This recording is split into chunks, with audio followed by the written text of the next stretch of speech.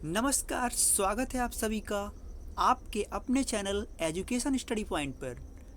जैसा कि मैंने आपको बताया ही है कि हम बेसिक लेवल से मैथ को शुरू किए हुए हैं, जो आप सभी के लिए super TET, C TET, TET, MP TET या कोई भी एग्ज़ाम्स गवर्नमेंट्स के हों जिसमें आपको ये बहुत हेल्पफुल होने वाला है। मैथ भी कुछ ऐसा होगा, आपको सिखाया जाएगा जो बिल्कुल एकदम ट्रिकी हो, जिसको जीरो लेवल से नहीं समझ आता वो भी समझ पाएगा। समय को ना गंवाते हुए चलते हैं प्रश्नों पर। आपके लिए मैंने इस टाइप के वीडियो लाया था, लेकिन उससे भी बेहतर उसे थोड़ा आसान करने के लिए मैंने आपके लिए दूसरा वीडियो आपके लिए बनाया है। अगर आपसे पूछा जाए कि प्रथम n क्रमागत प्राकृतिक संख्याओं का योगफल पूछा जाए तो फार्मूला लगाइए n into n plus one पूरे का अपान टू, और n क्रमागत संख्याओं का औसत पूछा जाए तो n plus one upon two. Question करेंगे तो आप ज़्यादा समझेंगे। चलते हैं पहले प्रश्न पे। पहला प्रश्न है, प्रथम 10 क्रमागत प्राकृतिक संख्याओं का योगफल और औसत क्या होगा। तो सूत्र क्या है, लगातार प्रथम 10 क्रमागत प्राकृतिक संख्याओं के योगफल का सूत्र है n into n plus one पूरे का अपान टू। इसी में हमको क्या रखना है, रख देना है 10 गुणे ब्रैकेट में 10 धन 1 पूरे का अपान टू।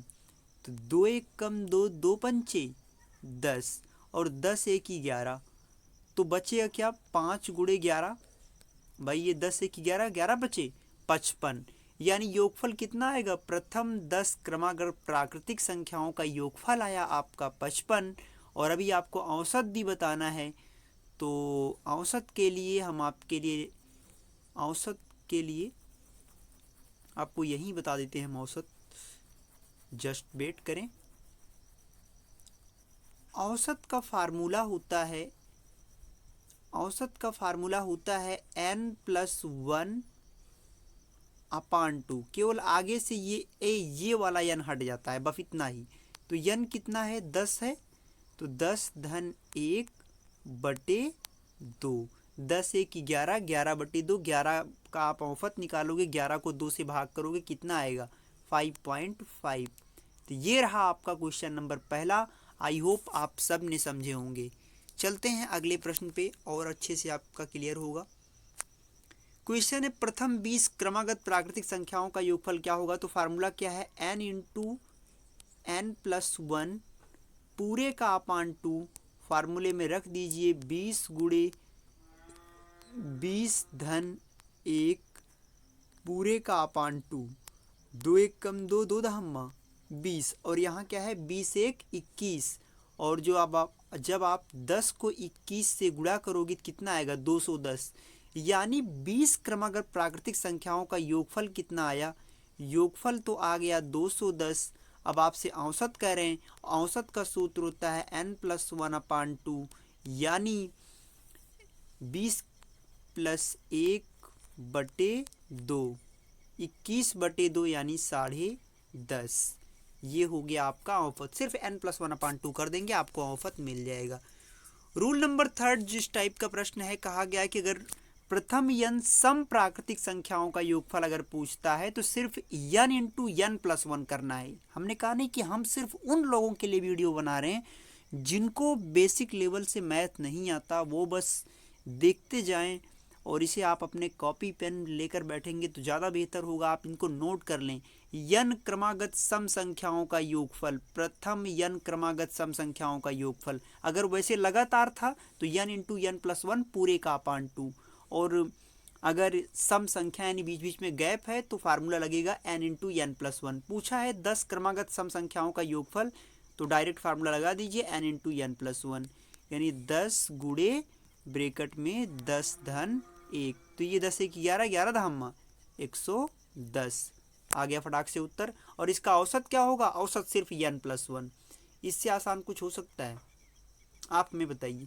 अरे भाई सीधा फार्मूला आपने लगाया योगफल निकालने के लिए n into n plus one, ये तो योगफल का फार्मूला था। और जबकि औसत का फार्मूला है सिर्फ n प्लस वन।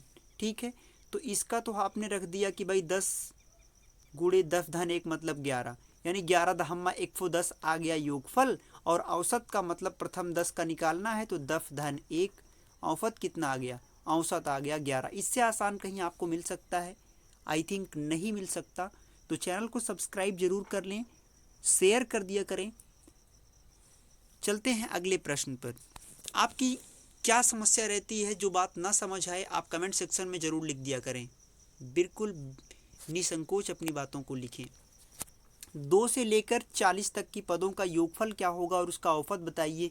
क्योंकि सम संख्याओं की ही बात हो रही है तो सीधी सी बात है, बहुत स्पष्ट शब्द में हम आपसे कह दें कि सूत्र क्या भी मैंने बताया, सूत्र कहा मैंने कि n इंटू n+1। तो आप कहोगे सर जी कि 40, अरे भैया 20 2 से लेके 40 के बीच में गैप हुआ नहीं है। गैप कितना है, अगर 40 सम है तो 40 विषम भी होगा। तो गैप 2 से लेके 40 है, एक एक का गैप है, यानी कि n का मान कितना है 20 और 20 धन 1। तो 20 1 21 और आगे 20 पहले से लगा हुआ है।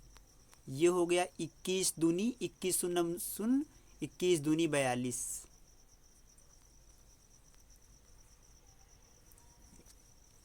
आप आसानी से इस चीज़ को इस तरह से कर सकते हैं।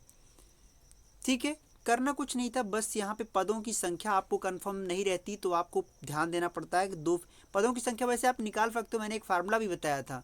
क्या फार्मूला सिखाया था, Tn = a प्लस ब्रेकेट में n-1 इंटू डी। आप इस फार्मूले से आप निकाल भी सकते हो।